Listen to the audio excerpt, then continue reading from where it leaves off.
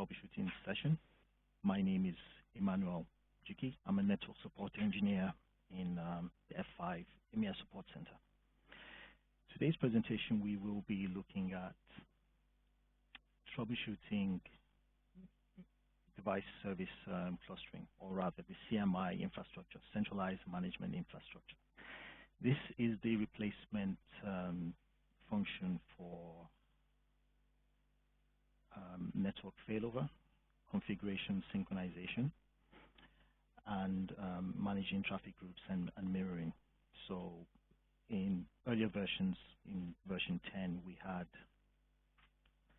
the failover, the synchronization of the configuration, and the mirroring all in separate parts, but the CMI infrastructure unifies these high availability functions into one, and these are managed using the device trust settings.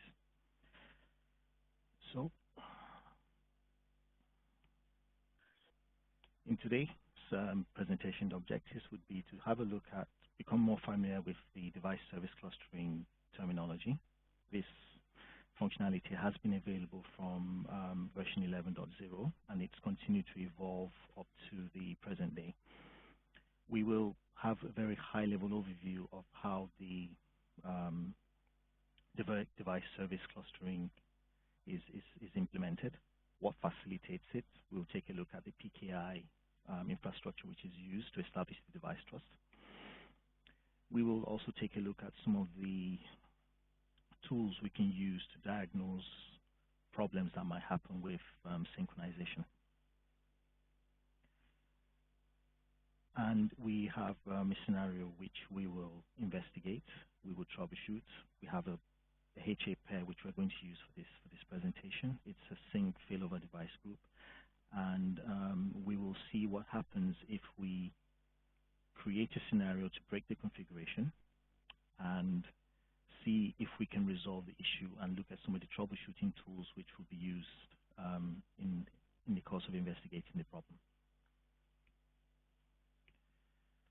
So as an introduction, like I said, the DSC or CMI infrastructure was released or incorporated in version 11 going forward, reasons being that we needed to create a manageable infrastructure to manage all the high availability features in one go.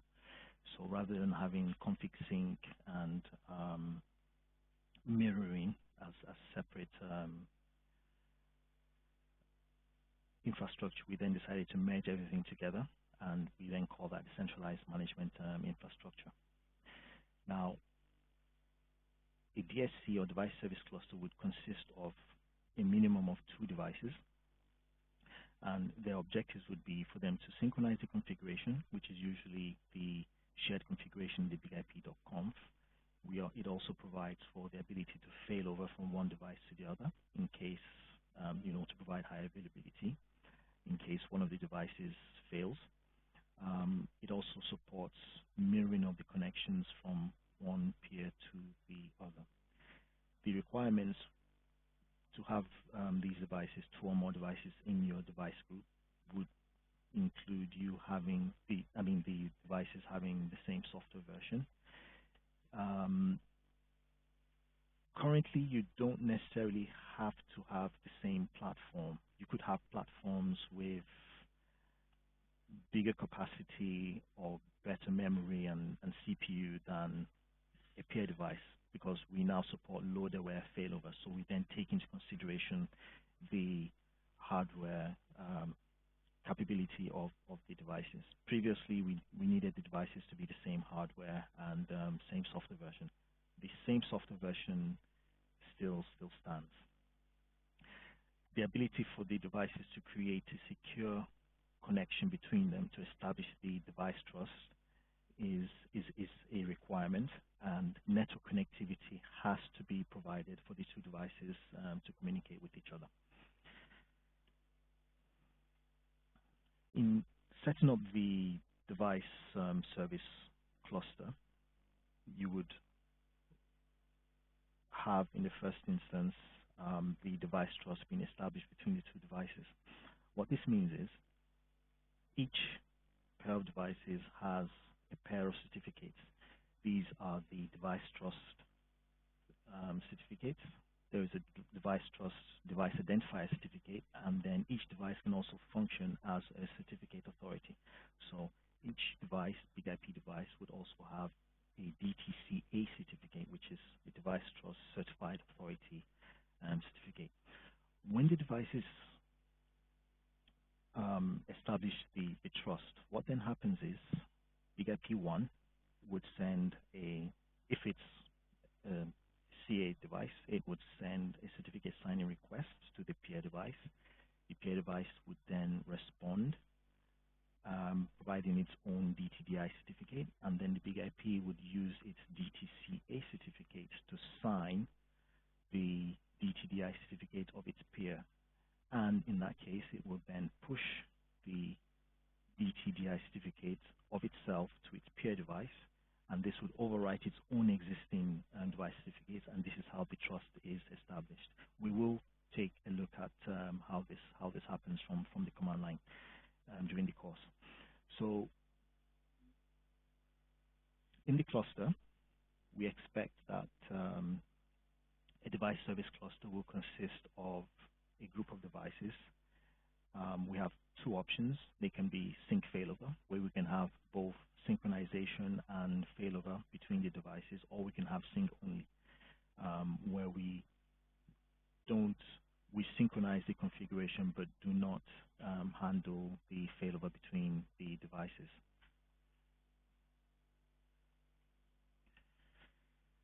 Now, when we create a device trust, the device trust will span all the different device groups that are created on the box. So in the event that you have configured an ASM synchronization group, a sync failover device group, and possibly a sync only device group, and from 11.6 onwards, we also have the data sync device group. All these device groups are managed system-wide by a common device trust.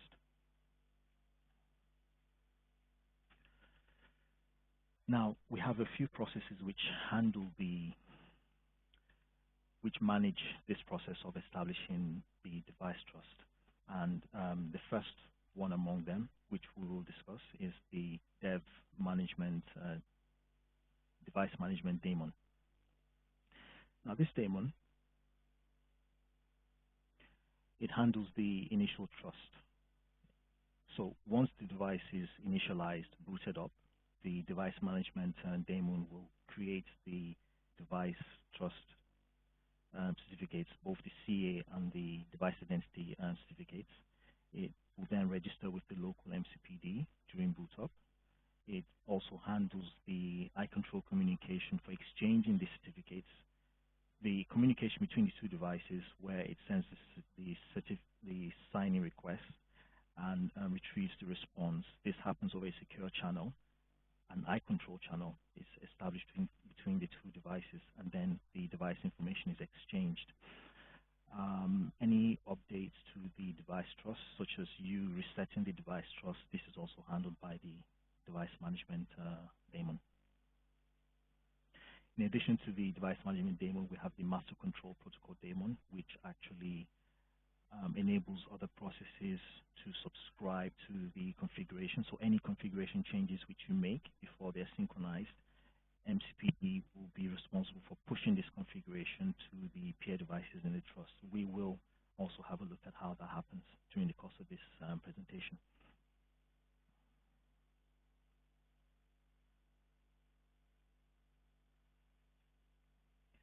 So I'm going to bring up the command line briefly to go over some of the concepts which we've had a look at so far. So we have a HA pair here running version 11.50. The devices have the trust established. So the device trust certificates are stored in a folder, and that's the SSL. So let's first verify where they are.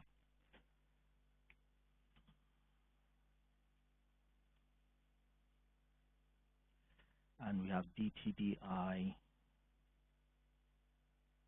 Okay. So we have the following certificates: the DTCA bundle certificate, the DTCA, which is the certificate authority certificate, and then we have the DTDI, device trust identity certificate. Now, what's in the process of establishing the device trust, the certificate signing request was sent from 16, which is the standby device, to 17 to add it to its trust. And once that was done, the certificate from 16 was pushed. The signed certificate of 16 was pushed to 17, and we would then find that what you currently have on the 17 device will match what we have on the standby. We can have a quick look. Open SSL 509. And in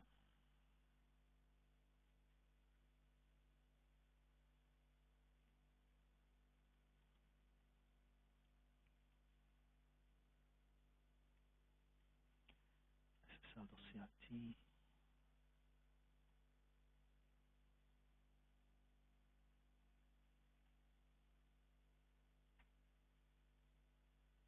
And DTDI.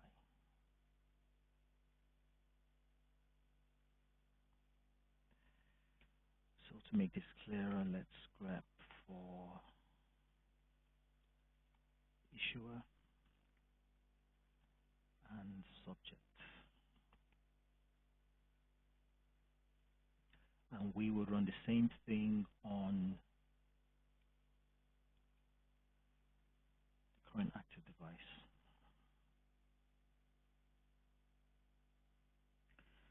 So when a certificate is signed by the certificate authority, the issuer, which is 6501, ending 6501, this belongs to the DTCA on 16. And when it's signed the certificate provided by 17, it's placed it in the issuer form.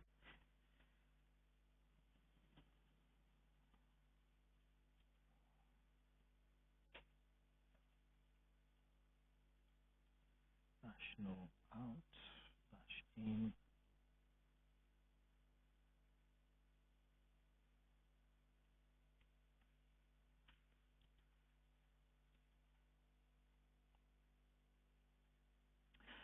So this is the canonical name for the DTCA certificate, which has signed the DTDI certificates for both the 16 device and the 17 device.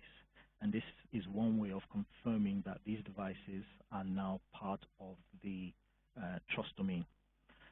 And to verify that from the command line or using TMSH, trust domain root and CA devices.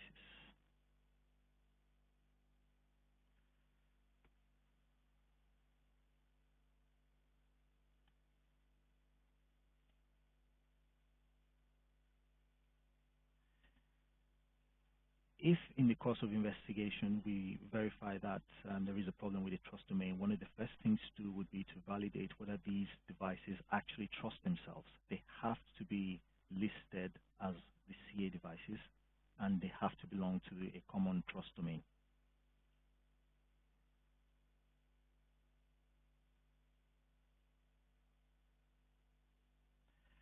The second thing which I mentioned earlier is for all the devices which are part of the same trust domain, you would find that the issuer would be common among them. If it is different, then we know that there is a problem with the devices trusting themselves.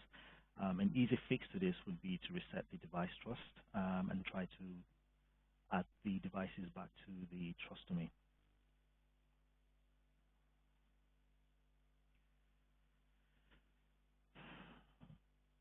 Now, The schematic diagram here actually gives us some further indication as to how the CMI infrastructure actually works. So, for example, the MCPD on Big IP1, which has the configuration TMM subscribes to it. Any configuration changes made, such as creating a pool or updating a profile, these changes would then be pushed onto TMM. This happens over port 6699 internally within the Big IP device. These changes are then pushed across the network to the peer TMM. So MCPD thinks it's communicating with its peer MCPD over 6699, but TMM tunnels that connection securely through port 4353. So there is a port translation which actually happens over the channel. So once these changes are made, TMM picks up the configuration changes, pushes it through the network over 4353. It's a secure channel. And TMM will then update MCP on the peer device. These changes will then be loaded into memory, and the devices will, in this case, be in sync. This is what happens when everything works. When things are broken, we would find that we have to troubleshoot either is it MCP is not forwarding the updates to TMM, or how we would do that would be to try to debug the MCPD transactions. So we would then enable MCPD debugging. Is the problem over the channel? In that case, we would have to take a TCP dump, try forcing a change, and verifying if there is no network connectivity. So the basic network connectivity tools, such as ping, can we ping the self-IP addresses between the two devices? We would also check, okay, are the ports open, for example? The self-IP addresses used are unicast addresses. You have to ensure that port 4353 is allowed on both of the devices. If 4353 is blocked, for example, then these transactions will fail. So apart from troubleshooting the internal, using debug tools like MCPD to verify what's the MCPD transactions internally on the device, we also need to check what is happening on the channel between the two devices. Once we confirm with basic ping and telnet that the channel is open, then we would have some further tools to use to try to debug. We will look at these tools during this presentation. So the next slide just gives a brief summary of what I explained in how the MCPD, TMM to TMM and MCPD communication happens over the course of synchronizing the configurations. MCPD will connect to TMM, or rather TMM will connect to MCPD over 6699, receive the configuration, then establish a network secure connection over the channel on ports 4353 to the peer TMM. And once the peer TMM receives the configuration, it then translates the port from 4353 back to 6699 and then pushes the configuration up to the peer MCPD, which then loads it into memory. So let's have a very brief look at what happens when I'm going to have to duplicate some of the windows so we can take a look at one of the tools we'll see later in this session. So I think we can duplicate 17, bring that in here.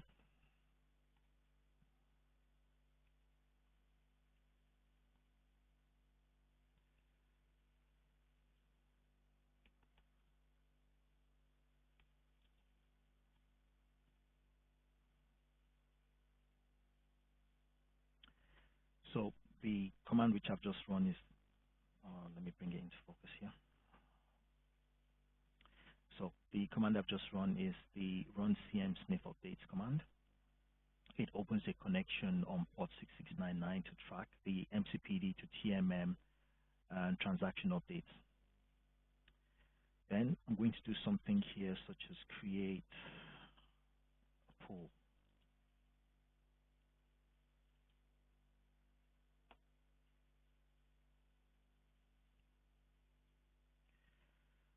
The moment I create a pool, this triggers an update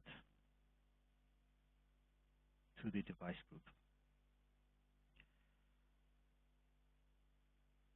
The updates also update what is called the commit ID, which we'll look at very briefly. And this also updates the timestamp. We have the time in which the change was made here.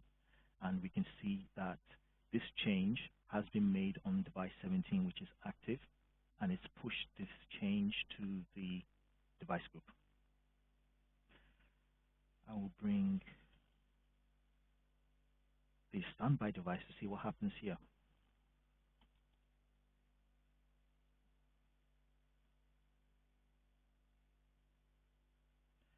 I'm going to reverse the change which I made on the active device.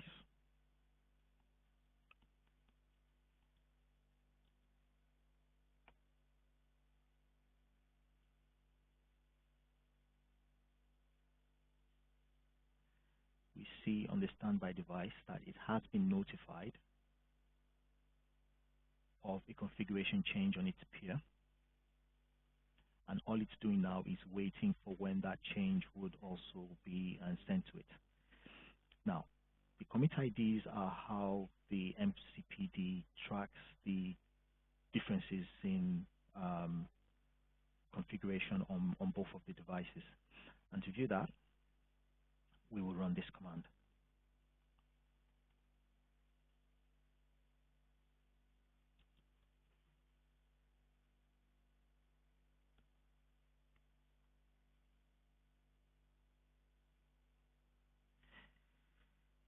The device group which we are interested in is the group of deaf, which has 17 and 16 as members.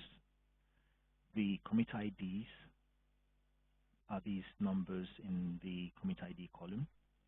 And to identify which device has the most recent configuration, you can use either the CID column or the CID time, which indicates the last, the most updated time on which the change was made. So 17, which is our active device, has a commit ID of 15, while 16 has a commit ID of 12. This gives you an indication that the last configuration change was made on device 17, and it was made at 5:24. The last configuration change was made on 16 at 4:54. So the higher commit ID marks this device eligible to synchronize its configuration to the group and have that pushed onto the standby device.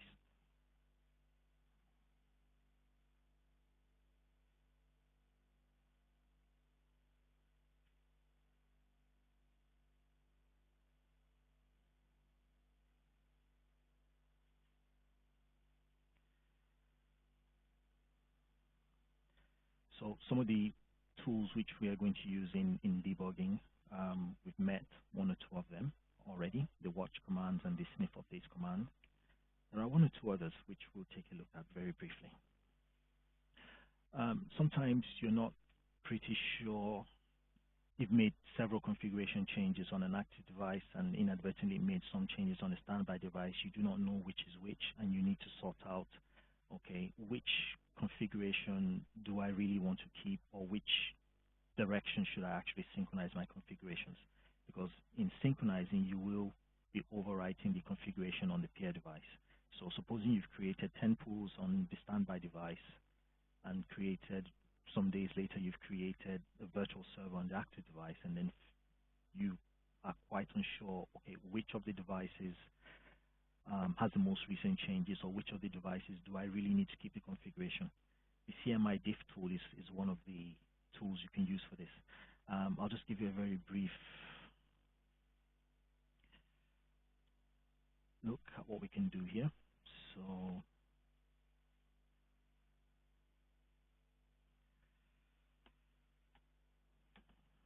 let's make our previous change,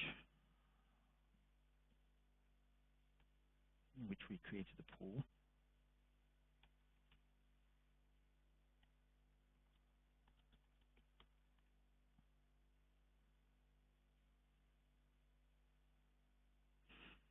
Okay, so now what we're going to do is we have the pool created on the active device.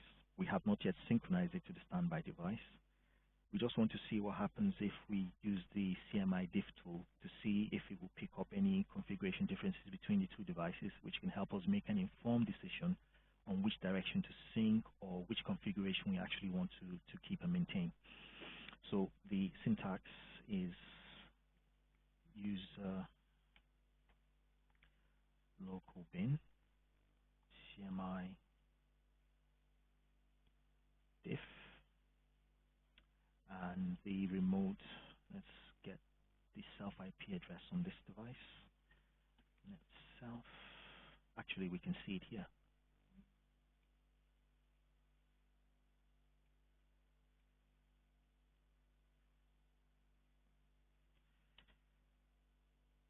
And let's see what else we can.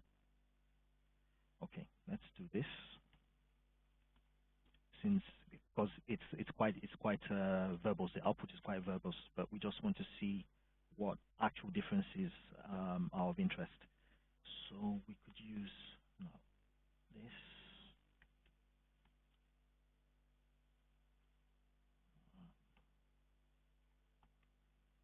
object and the differences.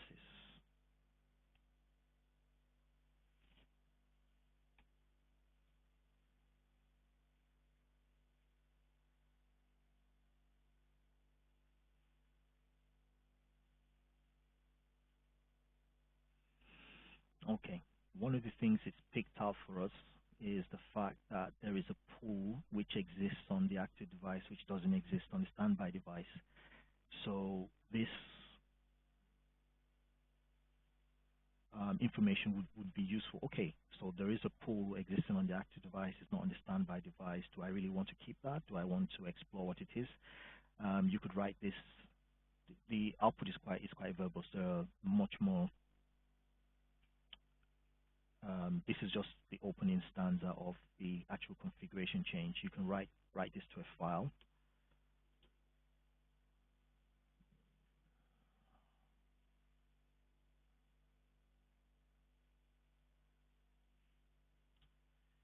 Give it the name you want.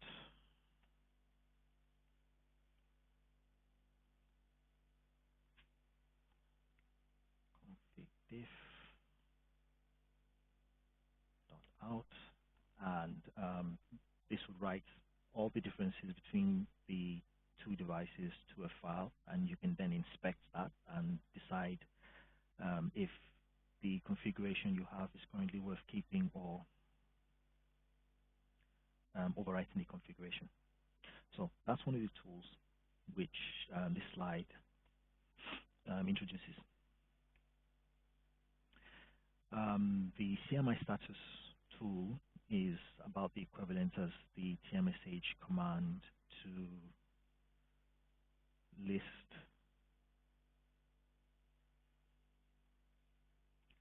or rather show CM sync status.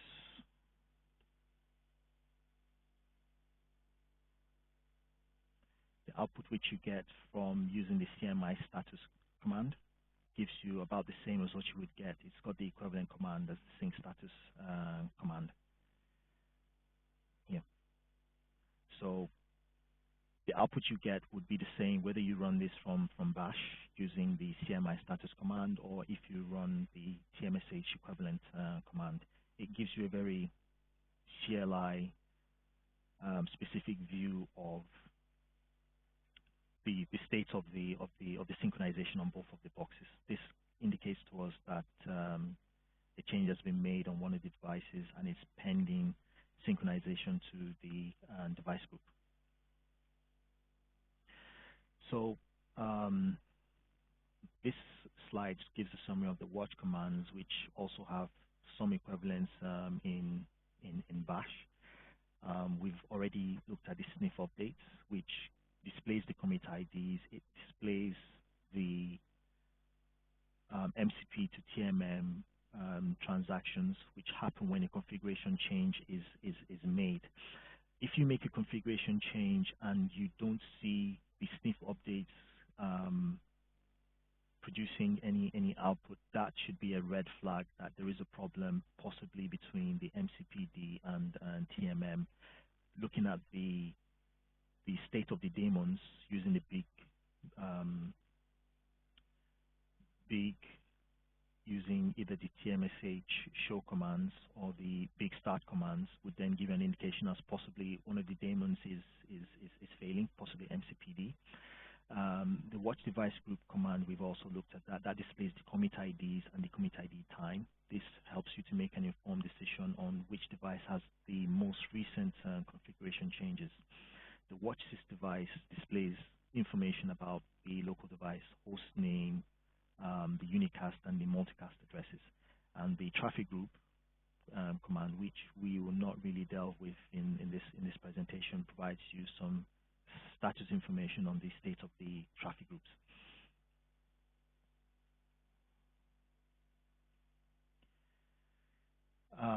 The slide here just provides us some summary information on what we've already seen on what happens when configuration changes are made on either one of the devices.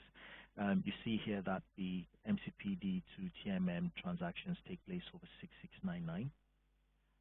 The commit ID associated with that transaction is then updated and published, and you would then see the communication to the peer device taking place.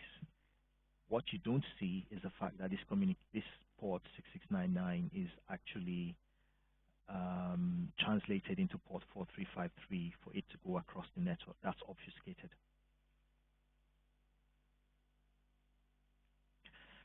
We also have on this slide the output which we saw from the command line earlier on how the commit IDs and the commit ID time help you to determine where the last configuration change was made. So configuration synchronization problems are very common problems that happen within support. Usually, in most cases, they can be not too challenging to resolve. It works most of the time. We've had a couple of known issues from the introduction in version 11.0. Most of these have been fixed, and the CMI infrastructure has actually gotten to a point where it's pretty reliable nowadays. So, but in any case, once we have a problem with synchronization, we start from the very basics. The unicast addresses, the self-IP addresses, can they reach each other? Ping helps us to confirm that. Port 6699, 4353, are they open? Are they blocked in any way? Okay, so the port lockdown settings for the self-IP addresses should be open, at least for 4353, and possibly 443 as well. So Netcat, SSH, either one of these tools, Telnet, for example, would help you to establish whether you can reach the peer self-IP address over port 4353. If you spot that one of the devices in the web UI is missing, what I actually mean is I'll bring up the web UI for one of these devices.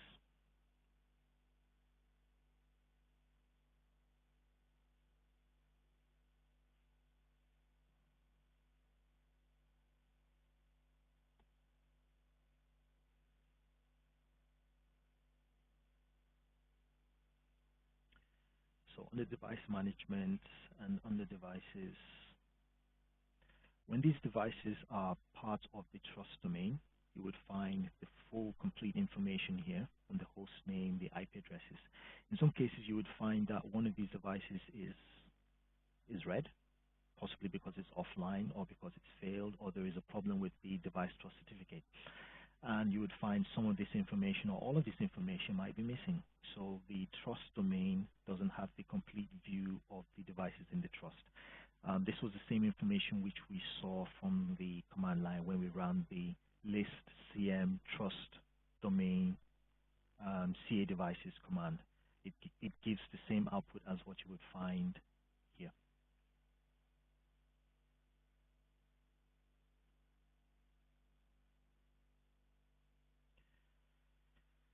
So once you follow through the basic connectivity tests and you check the device certificates, ensure that the devices are part of the trust domain, the next step would be to then review the LTM log to see if there are any clues. Common filters you can use for the grep command would be CMI or SOD or MCPD, or even config sync. So using these as filters to narrow, in case you've got very verbose logs, to narrow down and identify what could be failing in the logs is with the config sync is one of the next steps you would do. In some cases, resetting the device trust would resolve a problem with the trust domain. If one of the devices is not properly connected to the trust domain, resetting the device trust or generating a new CA certificate would help with resolving some of those issues. In addition to carrying out the basic connectivity tests, ping and telnet, you would also want to make sure that all the connections are established. And the screenshot which I've included on this slide gives you an example syntax to run. So for our current scenario, let's actually check.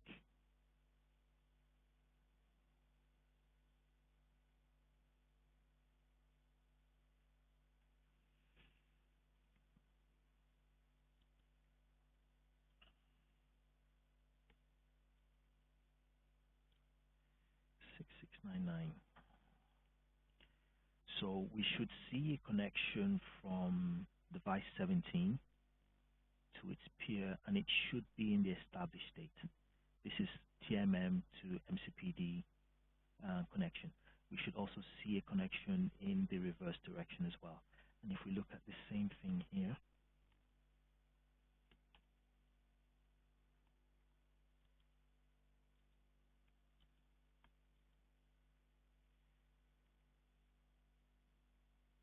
we should also see a pair of connections between the self IP address and 6699 and a reverse connection also.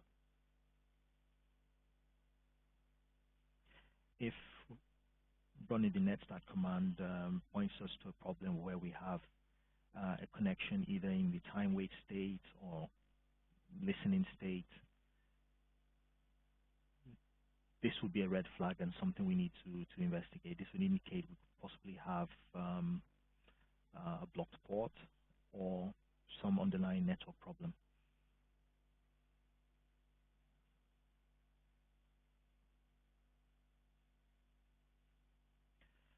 Okay, so this slide just takes us back to running the snip updates each time which logs or provides some output once a configuration change is made. It updates the commit IDs, and you can see here 3 changes were made at some point on this active device, and each configuration change bumps up the commit ID. So it went from 8 to 9 to 10. So when you then run the watch tmsh run cm watch device group command, you would then see the most recent or up-to-date commit ID for the device for the trust domain. Okay, so these slides here provide some summary of the OpenSSL commands which we run to check the device trust device identity certificates on all the members of the trust to ensure that they all match. And the next slide gives you some options when you need to reset the device trust. You can either leave the certificate authority as it is or generate a new self-signed CA, which means you are recreating the DTCA certificate. And now we'll proceed to the troubleshooting scenario. This is taken from solution 16237, in which modifying a default profile might cause configuration synchronization to fail. We'll take a look at what happens when we do that. So I'm quickly going to bring up devices 16 and 17 again. And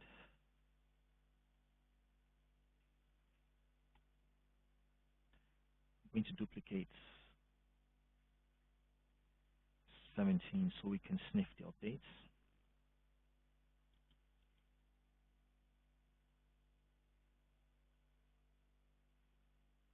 I will also duplicate 16 again so that we can watch the device group and commit IDs as they change.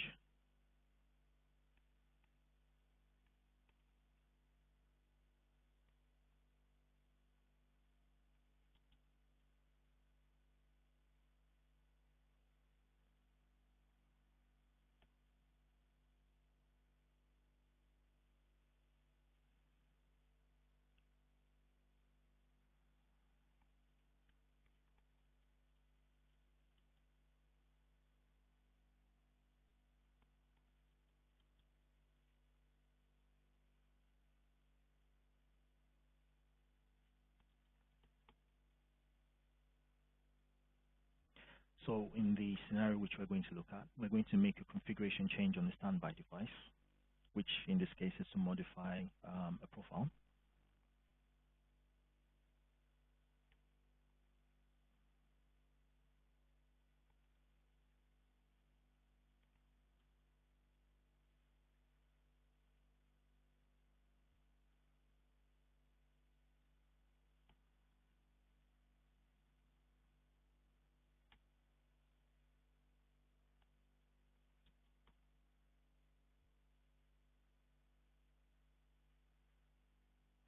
So let's see what happened to the commit ID. Commit ID for 16, 17. The most recent change was on 545. We have a commit ID of 17. The change we made on 16 pushed its commit ID to 5. But we need to make several more configuration changes for it to exceed those of 17, because we've made several changes on 17. So now let's see what happens if we make a change on the active device.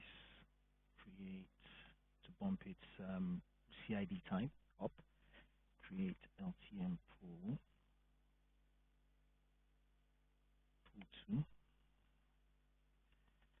Save sysconfig.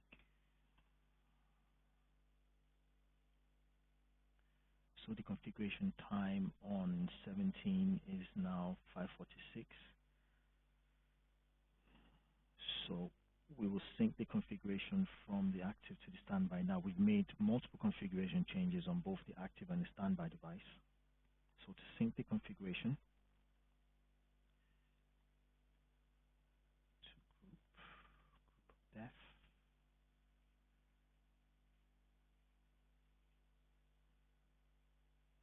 we have a window here where we are running sniff updates, and it's logged a failure here.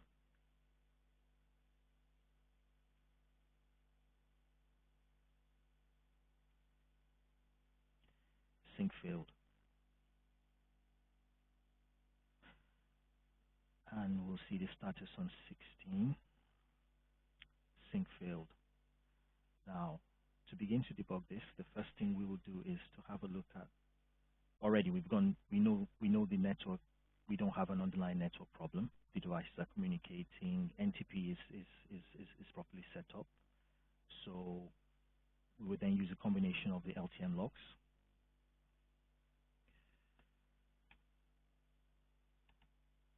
So let's var log LTM in the first instance. Go to the end. See if there's any clue. And we have a clue here in the following lines. which tell us that the profile is a parent of one or more profiles, can't delete. And then we have the actual failure here from reported by MCPD, remote transaction for this group to this commit ID 18 failed. The profile is a parent of one or more profiles, can't delete. So we have a clue here as to what happened. Now we already know that the synchronization failed because a profile was modified. But why is this? Why can't we overwrite it? No, because when you synchronize the configuration from the active device to the standby device or the standby device to the active device, as the case may be, you actually are overwriting the configuration on the peer. Now, what happened here is the bigip.conf is synchronized. The configuration objects, traffic groups, virtual servers, pool members, these are synchronized, but the default profiles are not, because the default profiles are stored in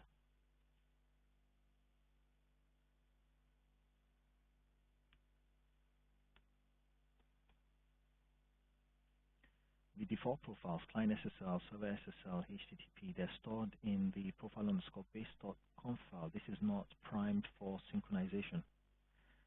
So when we then make a change to the default profile, what we did here was just put a description, foo, and add that to the server SSL profile. When we do that, it then creates a copy in the bigip.conf file. So on the standby device,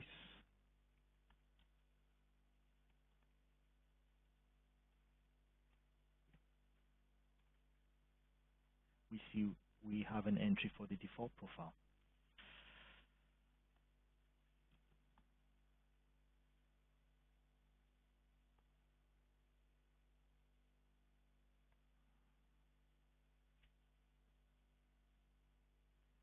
So we have the following stanzas in the bigip.conf. So a copy of the server SSL, the default server SSL profile is then written into the bigip.conf file with the change which I made. But on the active device where we didn't make that change,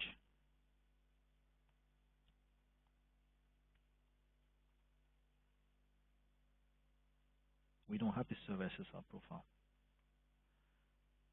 So MCP, when priming the configuration for synchronization to its peer, will mark some objects for deletion, but we are marking a default profile which has only read access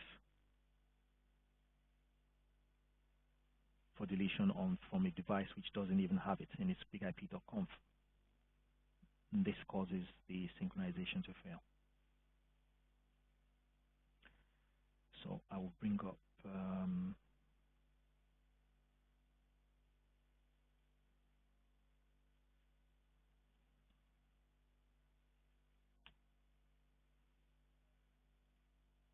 go to ask F5 16237.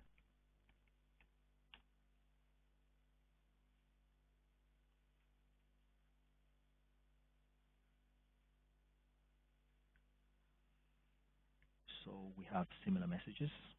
This would be reported on the active device because it doesn't have a server SSL profile in its bigip.conf. And the workaround is pretty simple. Undo the changes which you made to the default profile.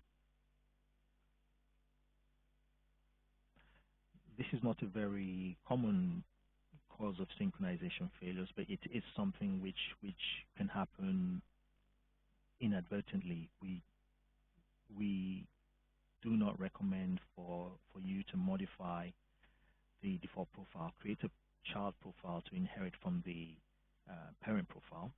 So the parent profile resides in the profile underscore base.conf, and any changes you need to make, you can always do that on your child profile.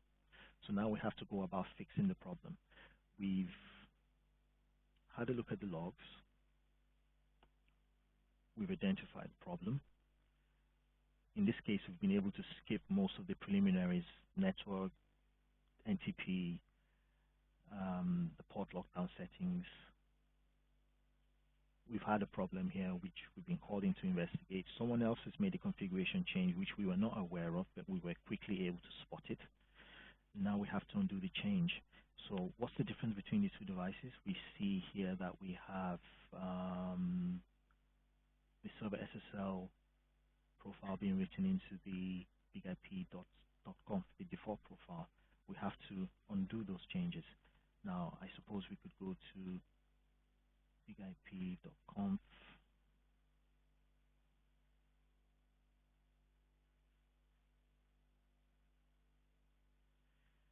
and begin to remove the lines one by one, but there could be some other way to do it, which is less messy.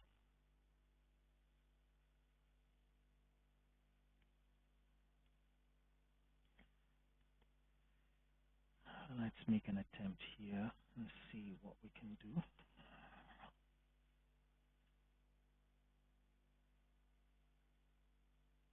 Should be a delete option.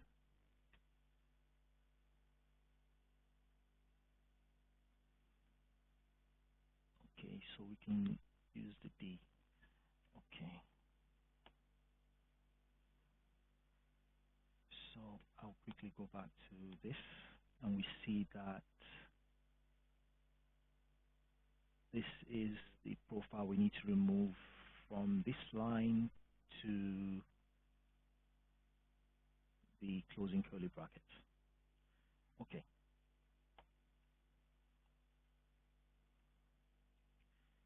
So we could do something like this.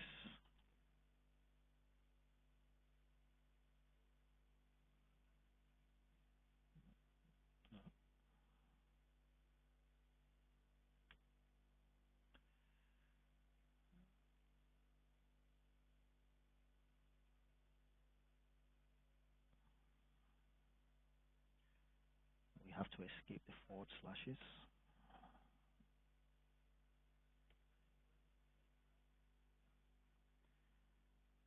And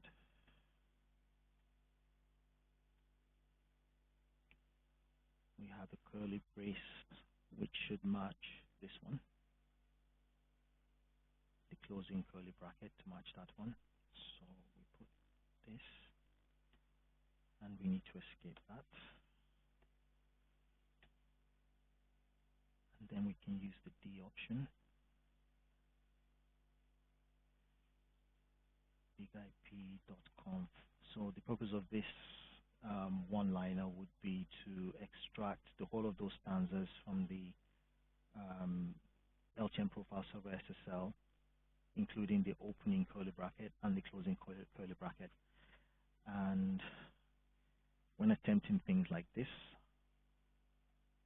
I would first copy the bigip.conf to bigip.conf.back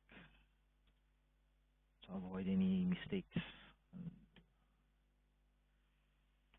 yep. Let's see if we still have server SSL in the bigip.conf. No, it's gone. So this was able to bring us back to where we started at the beginning. So we would then, these changes have been made on disk, but we still have the reference to the server SSL profile in memory. So we need to load this into memory. Load sysconfig.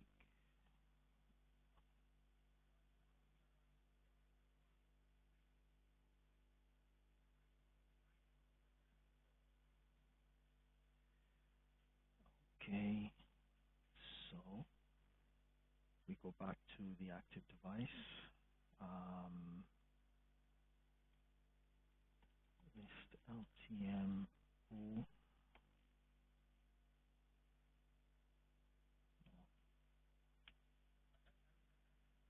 Okay, let's see if there's anything.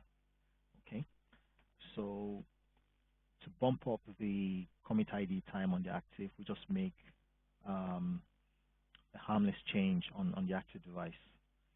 So we can delete this pool member. LTM pool 2.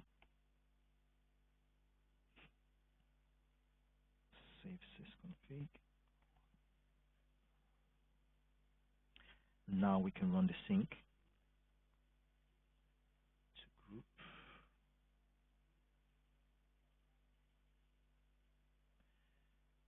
And let's see what happens in the sniff updates. 16.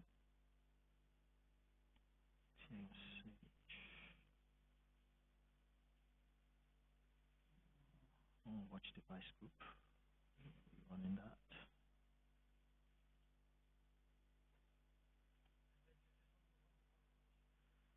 So currently we have synchronization requested messages,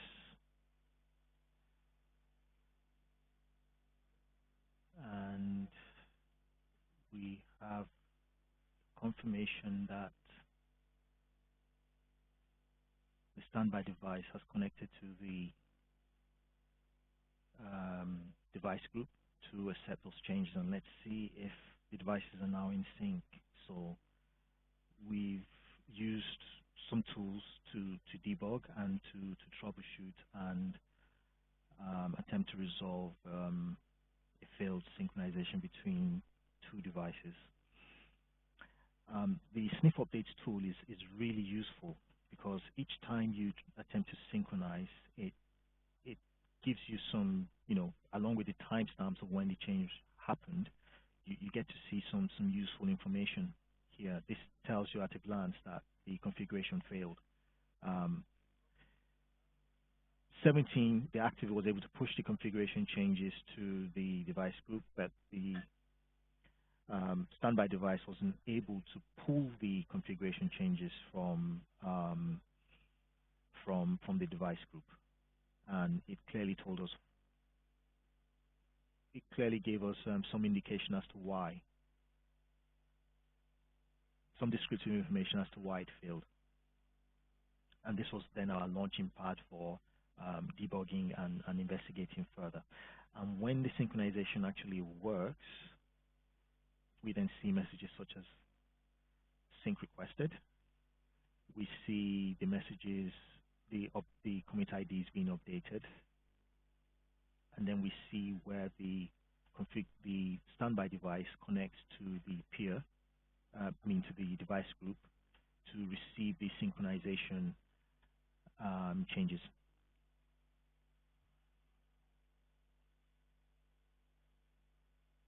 So what we did here was to just reproduce a known issue with synchronization and try to use some of the tools we've looked at in this session to debug and hopefully correct the problem.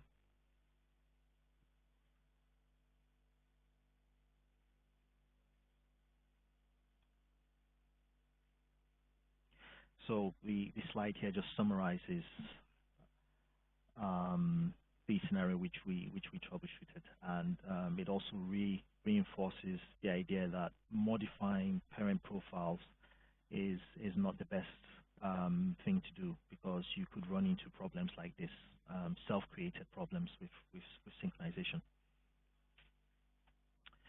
So before we wrap this up, I've just included some of the common issues with synchronization that I could find, and some guides.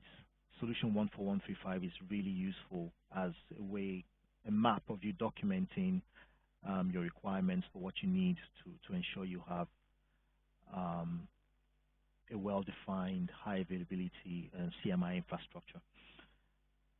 13946 is our go-to solution at school when you want to troubleshoot. In this presentation, we only looked at configuration synchronization, but 13946 has a bigger view of some of the messages you see in the status in the GUI. It also looks at traffic groups and the failover process as well, which we didn't look at in this session. We also didn't look at ASM Sync and GTM Sync, which ASM Sync is actually built into the CMI infrastructure. So troubleshooting um, the device group is the same process you would use to troubleshoot an ASM Sync synchronization group as well, because the trust domain encompasses all the device groups which you have. So at this point, to recap, we discussed some of the diagnostic tools. Some of them, I believe, are already familiar to you. Some of them, maybe not too familiar, like the CMI diff and the CMI status tool. We did a little bit of debugging using the watch command. We used watch device group. We also used the sniff updates command. A very brief overview of how the CMI, the trust domain, is actually established. It uses PKI infrastructure. We have certificate authorities, certificate signing requests are sent between the two devices to add them as CA devices to the trust domain. We also looked at a fairly easy repro of creating a failed synchronization and then resolving it and then bringing the devices back into the cluster. We had a look at some of the Linux and TMSH utilities you can use to edit and modify configurations. And well, in this case, we knew what the AskF5 solution was already, but supposing we didn't know, we would just take, for example, the output we saw in the output which we saw from the command line in the sniff updates in this one. We would have then been able to take that information, can't remember where it is now, plug it into AskF5, for example, and possibly it will come up with a solution like this. I think if we go back to the messages I'm referring to are something like this. The profile is a parent of one or more profiles, can't delete. Taking this, copying part of the string and plugging it into AskF5 might have taken us to that solution, and it would have been a useful guide. So at this point, I've come to the end of the presentation, and if we have questions, we can share them, and I'll try my best to answer them. Thank you.